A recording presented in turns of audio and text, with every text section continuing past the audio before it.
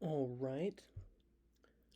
Today I'm going to be going over some of my games, particularly the first game I played in the Seattle City Chess Championship.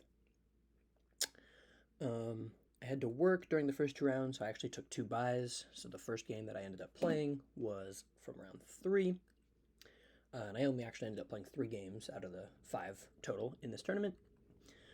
But I thought it would be, fun to go over them and analyze them live, and hopefully, as I continue to improve in chess, I will continue to go over my games, and we can, track my improvement and rating climb on this channel. All right, so in this game, um, I'm playing a kid. I never got a chance to ask how old he was, but he was probably like around 12 or 13 ish, I think, maybe younger.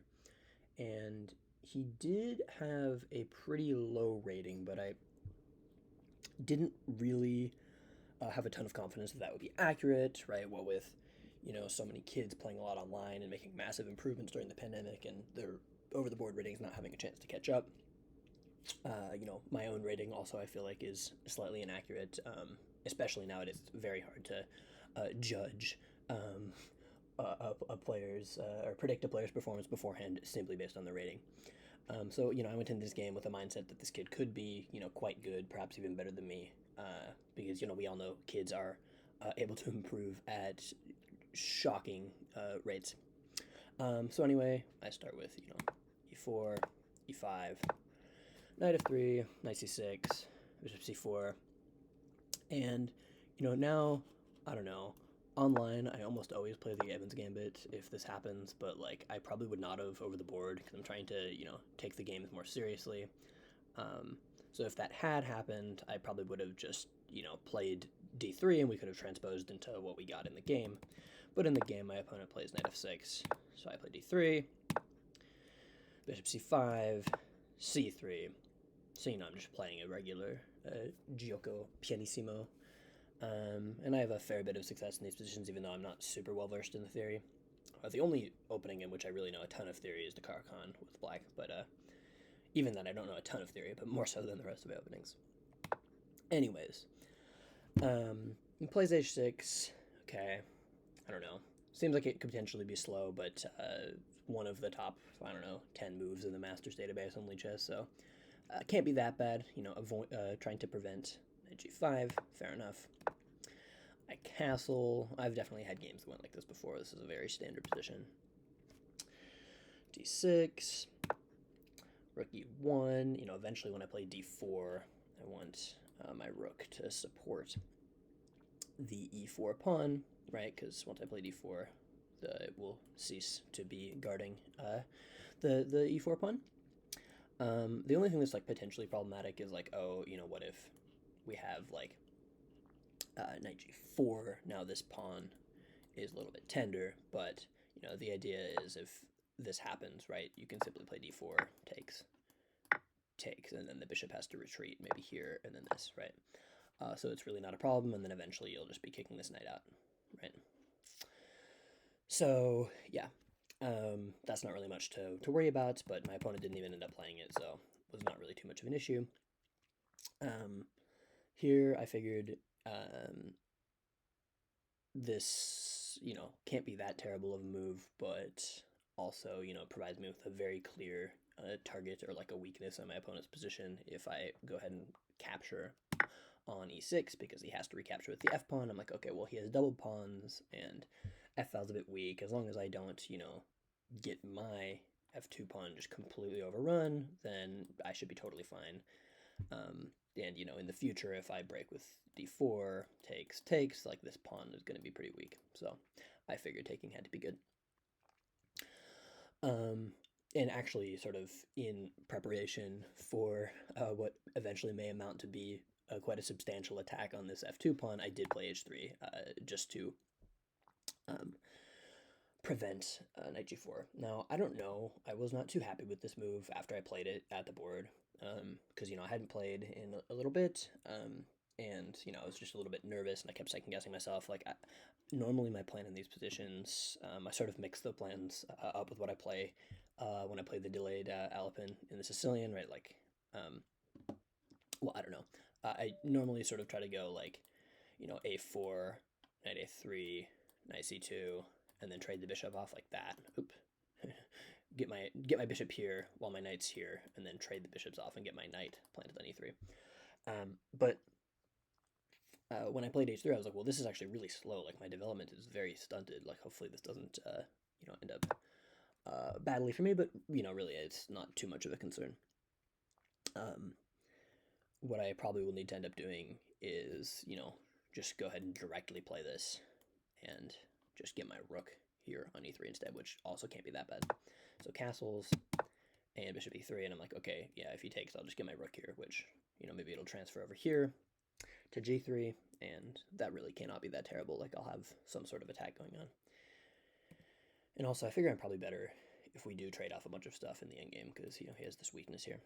Okay, but my opponent doesn't take, so plays bishop b6 instead, and I'm like, okay, well, at some point, I guess I will have to take that, but for now, I can just leave it be. Might as well just, try to develop naturally, right?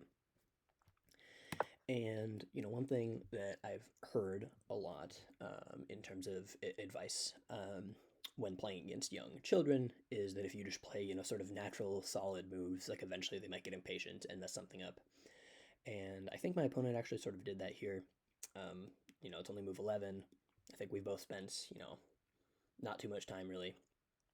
By the way, the time control for this is like 100 plus 30-second increment. So, at this point in the game, I think I probably spent 20 minutes and my opponent spent like 15.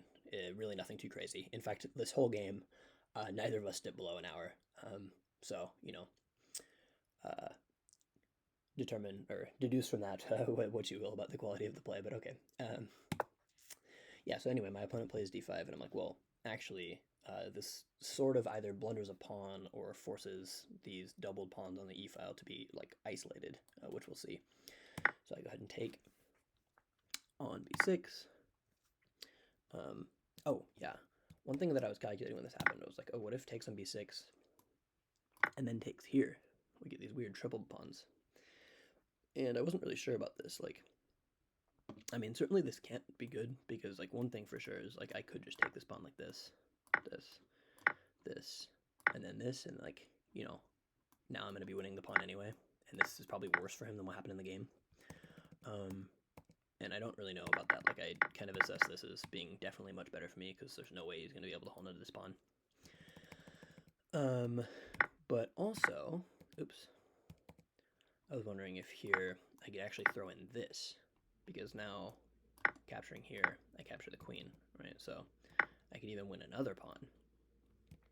And I guess once queen takes, then I go here, here, here, and I've actually won another pawn. So I guess that's why my opponent didn't go for that, because, this must be bad. I'm up a pawn, and I'm very shortly going to win another pawn, and probably even another pawn, to be honest. Like, this has to be terrible for my opponent. Yeah, okay. But, that's not what happens. He just takes back, I take. And then, if my opponent takes back with the queen, he doesn't immediately lose the pawn, but, it feels, like, pretty bad, because, the e-pawns are isolated and doubled, so my opponent takes back with the d-pawn, but then I'm simply able to win a pawn. If he takes back with the queen, I definitely did look at this. This is what the engine prefers. Because, what is it? Oh, like, the whole point is that this pawn is, like, sort of weak, so I have to be careful. Like, I thought maybe I could just play like this here, and I don't remember what the engine recommends. Yeah, some sort of weird knight maneuver that I don't fully understand, but okay. Engine recommends this, and then this, and then this. I mean, this must be good for me, I think. Yeah, we still have an isolated d-pawn. Like, I fully understand why my opponent didn't choose to go for this. So anyway, my opponent takes back with the pawn, and then I simply go up a pawn. And then my opponent plays what I think is a pretty interesting move. Just simply plays d4 right away, looking to like mess with my pawn structure a bit.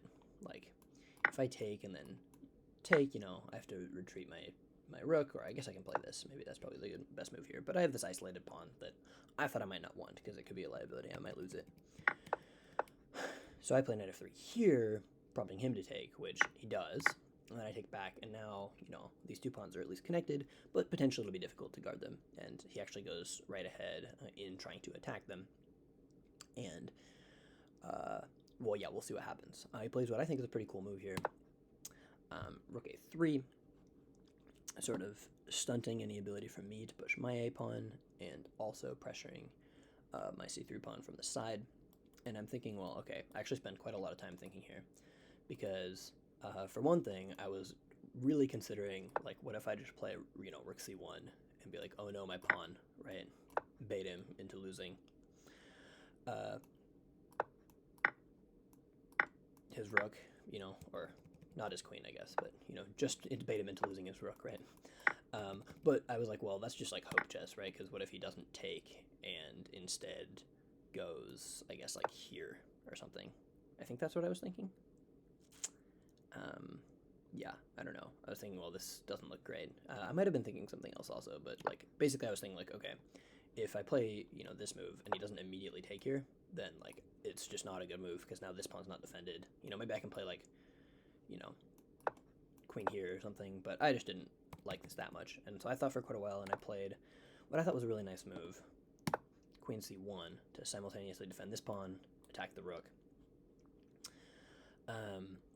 And yeah, just force him to, decide what he's going to do here. I kind of anticipated what he would play next, because I think this makes the most sense, right? Queen d6. And then, my rook is not actually being attacked yet, because my knight defends it, but, I want to play d4 anyway, so I do. It just looks nice and solid. This pawn's still defended, this pawn is defended, my rook is defended, and then my opponent immediately blunders, and I actually saw this before I played this move, because like the move that my opponent plays looked pretty natural, and if I didn't have the response that I had, it might actually be pretty hard to defend against. In fact, I would be losing my pawn. Well, I guess maybe not, but my opponent goes ahead and plays knight d5, which is a blunder. And this is a blunder because I can simply take, right? The queen is overloaded. It has to do two jobs. And I was a little bit surprised that my opponent played this. But, I guess this is the importance of knowing your tactics, right? I just take, and now I'm just up a piece. I was getting a little bit concerned my opponent would go for some like wacky shenanigans here, but like this is not going to work. There's not going to be a perpetual check here if I'm up a full rook. Yeah. So from here, the game continues like this. I go like here to try to trade queens, and this is where I sort of notice my opponent just kind of starts like collapsing, because I feel like trading queens here, just makes this game a lot easier for me. Not very prudent of him to do, but I think he was just sort of kind of tired of playing. I thought maybe he would try to play this, which, I don't know, this is a little bit suspicious because I went a pawn, so I guess he has to trade queens. But anyway, takes my queen, takes on d4, then takes d4, and now, like, this game, just has to be very easy, but I'll show the conclusion anyway because it's kind of a fun ending. I just go ahead and try to defend my pawns, walk my king towards the center.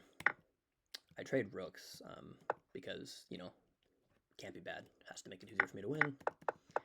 And then, just, trying to exercise good technique. Play g3 here to prevent the king from getting in anywhere. g3, king e4, king e2, king e5, king e3,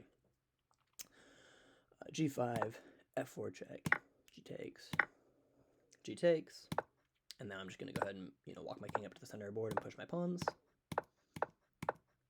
And one thing that's kind of funny here, as I continue to push my pawns, is notice how near we are to stalemate, actually. For example, if I play this right here, the game is just over. It's stalemate, and I'll have blown the game. But luckily, I don't allow that to happen. I play f7 check, king f8, and instead of playing king f6, losing or drawing the game, I play knight d4, b5, then king f6, which is no longer a stalemate, and then he has 3 legal moves, either b4, b takes c4, or b6, but whichever one he plays, I have knight e6 checkmate on move 45. And I was pretty happy with this game, even though my opponent definitely did not play in,